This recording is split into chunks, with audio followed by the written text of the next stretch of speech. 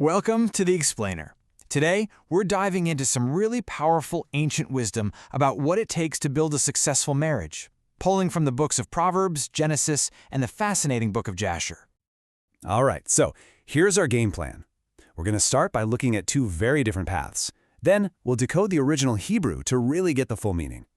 From there, we'll get into the #1 rule for choosing a spouse, see how it plays out in an amazing story, and then we'll tie it all together. So, first up, the book of Proverbs. It doesn't really beat around the bush. It sets the stage with a really stark contrast, basically asking a huge question about the kind of impact a wife has on her home. It's a choice between two totally different realities. So what's the secret sauce? Well, according to these ancient texts, a massive part of the answer comes down to the wife's character. It's a pretty bold claim that she has the power to either build her husband up or, and this is literal, break him down from the inside out. And this right here is the powerful metaphor they use. A virtuous wife is a crown. I mean, think about that. A symbol of royalty, of honor, of wealth. But the contentious woman? She's compared to rottenness in his bones. It's like a disease, something that eats away at him from within. One builds, the other destroys. To really get the weight of this, though, the English words just don't quite cut it. We've got to dig into the original Hebrew to see the full, vivid picture that these texts are trying to paint for us. Okay, so the word for virtuous is cheil. And this is fascinating because it has nothing to do with being quiet or passive. Cheil means strength, force, valor. A virtuous wife is basically being described as a soldier, an active force that brings real substance and strength to her family. And the word for rottenness, rakab, is just as intense. It literally means to decay. We're talking about a corrupting disease, something so detestable it has to be removed. The imagery is incredibly strong. This isn't just an annoyance, it's a deep, internal decay. But now compare that to the prudent wife. The Hebrew word is sakal. This describes a woman of intellect, of wisdom, someone who acts wisely and can skillfully teach her children. And then there's this powerful statement: this kind of wife is a direct gift from God. So you have these two very different types of character, right? Well, this whole idea builds directly into what these texts say is the single most important rule when it comes to choosing a spouse. And we see this play out perfectly with the patriarch Abraham.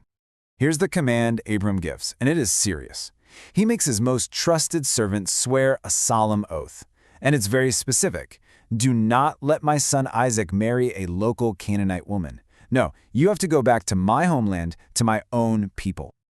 So why was he so adamant about this? What was the big deal? Well, it's spelled out clearly. Marrying someone who worshipped different gods was seen as a snare. It was a spiritual trap that would inevitably pull you away from your own faith. For them, this was a matter of spiritual survival. Now this is where it gets really interesting. This exact principle is laid out for us in a dramatic story from the book of Jasher. It's a fantastic tale about Abraham, a long journey on his camel, and a clever test for the wives of his other son Ishmael. So picture this. Years after sending Ishmael away, an elderly Abraham gets on his camel and travels to his son's camp. He finds Ishmael's wife standing at the door of their tent. He's old, he's tired from the trip, and he just asks for a little water. But she refuses, just complains about having nothing, and even curses her own husband and kids right in front of him. So Abraham leaves, but he gives her this cryptic message to pass on to Ishmael. He says, "Put away the nail of this tent and place another nail in its stead." A tent nail? What does that mean? Well, think about it. What does a nail do? It holds the tent firm, keeps it secure. He was saying the very thing meant to anchor the home was failing. So Ishmael gets the message loud and clear. He sends that wife away. Fast forward 3 years, Abraham makes the journey again. This time, it's a completely different scene. Ishmael's new wife sees him coming, and she runs out of the tent to greet him. She's happy, vibrant, offering him food and water, begging him to come in and rest. A total 180. And Abram's new message for Ishmael just seals the deal. He says, "The nail of the tent which you have is very good. Do not put it away." This wife, this nail, she was good. She secured the home, she brought honor, and she strengthened the family. And he blessed her. That powerful story, the tale of two nails, it brings us right to the heart of the matter. It points to the ultimate conclusion these texts are making about what the absolute, non-negotiable foundation is for a strong marriage between a husband and a wife. You see, the scriptures say that in marriage, a husband and wife become one flesh.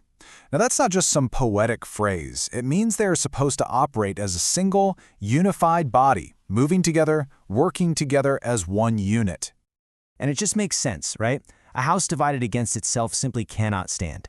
If the two halves of that one flesh are serving different spiritual masters, if their values are pulling them in opposite directions, their home is going to be in constant turmoil. It's just not sustainable.